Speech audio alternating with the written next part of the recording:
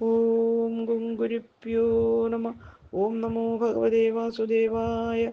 ഓം നമോ നാരായണായ. നാരായണീയം ദശകം 67, ശ്ലോകം 3-4. പീതാംബരം കരവിരാജിത ശംഖചക്രകൗമോദഗീ സരസിജം കരുണാസമുദ്രം രാധാസഹായമതിസുന്ദരമന്ദഹാസം വാതാലേശമനിശം ഹൃദി ഭാവയാമി. ശ്ലോകം 3.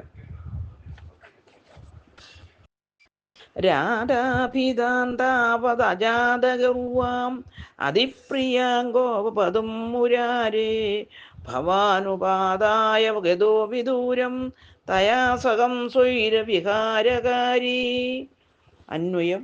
അർത്ഥം: മുരാരേ, കൃഷ്ണ, താവൻ, അപ്പോൾ, അജാത ഗർവാം, ഗർവമുണ്ടാകാതിരുന്ന, അതിപ്രിയാം, കൂടുതൽ പ്രിയപ്പെട്ടവളും, രാധാഭിതാം, രാധയെന്ന പേരുള്ളവളുമായ, ഗോപവധും, ഗോപികയെ, ഉപാദായ, കൈക്കൊണ്ട്, വിദൂരം, വളരെ അകലെ, ഗത, പോയവനായി, തയാസക, അവളോടുകൂടി, സ്വൈരവിഹാരകാരി, ഇഷ്ടപ്പടി ലീല ചെയ്യുന്നവനായി തീർന്നു.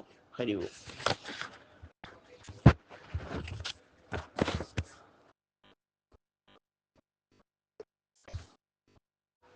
സാരം: ഭഗവാൻ ഗോപികമാരുടെ മുന്നിൽ നിന്ന് അപ്രത്യക്ഷനായി. ഭഗവാന് ഏറ്റവും പ്രിയങ്കരിയായ രാധയെ സ്വീകരിച്ച് ദൂരത്തിൽ ചെന്ന് അവളോടുകൂടി രമിച്ചു. ഹരിവും.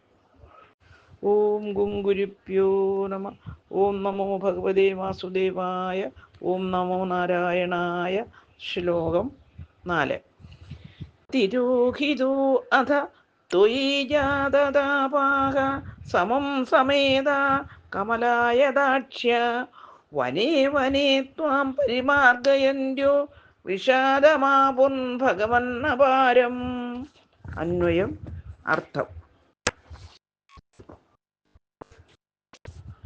അധ, പിന്നീട്, ഭഗവൻ, ദേവ, ത്വയി, അവിടുന്ന്, തിരോഹിതോ, മറഞ്ഞപ്പോൾ, കമലായദാക്ഷ്യ, സുന്ദരിയായ ഗോപകുമാരികൾ, സമം, ഒരുപോലെ, യാതതാപാക, ദുഃഖിതരായി, സമേത, ഒരുമിച്ചു ചേർന്ന്, വനേ വനേ,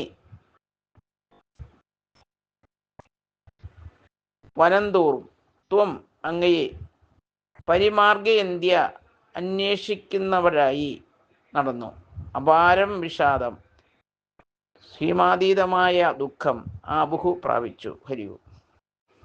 സാരം: ഭഗവാൻ മറഞ്ഞു കഴിഞ്ഞപ്പോൾ സുന്ദരിമാരായ ഗോപികമാർ തുല്യ ദുഃഖിതകളായി ഒരുമിച്ചു ചേർന്ന് വനംതോറും ഭഗവാനെ അന്വേഷിച്ച് നടന്നു.